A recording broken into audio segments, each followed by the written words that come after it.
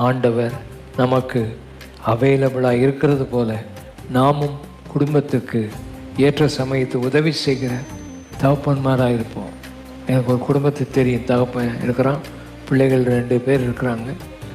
எல்லாருமே குடிச்சிட்டு ஒரு நாளைக்கு 1000 ரூபா சம்பளம் இருந்தாலும் 1000 ரூபா சம்பளத்தை வீட்டில் கொண்டு கொடுக்கறதில்ல, குடிச்சிட்டு அதை வீணாக்கிடுறது. அந்த வீட்டில் இருக்க அந்த அம்மா தான் கஷ்டப்பட்டு குடும்பத்தை எப்படியாயினும் காப்பாற்றணும். இப்படி குடும்பங்கள் இருக்குது. நீ வீட்டில் இருந்தும் பிரயோஜனம் இல்லாத ஒரு ஆளாக இருக்கக்கூடாது. குடும்பத்தில் உண்மையாக பாதுகாக்கணும். உங்கள் குடும்பத்தில் நீங்கள் நல்ல உறவை ஏற்படுத்துங்கள், ஆழமான உறவை ஏற்படுத்துங்கள்.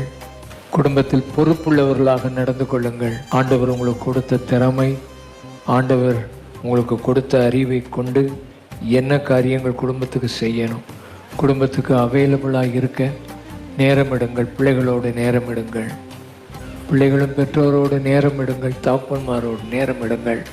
கர்த்தர் உங்களுக்கு ஒரு அற்புதத்தை செய்வார். நீங்கள் குடும்பத்தில் தேவைகளை அறிந்து செயல்படுங்கள், திறமையோடு செயல்படுங்கள். பொறுத்திருந்து காத்திருந்து குடும்பத்தின் காரியங்களுக்காக நீங்கள் வீட்டில் தரித்திருங்கள். வீட்டில் இருக்கிற நேரம் குடும்பத்தோடு செலவழிக்கிற நேரமாக இருக்கட்டும். ஆண்டவர் உங்களை ஆசீர்வதிப்பார்.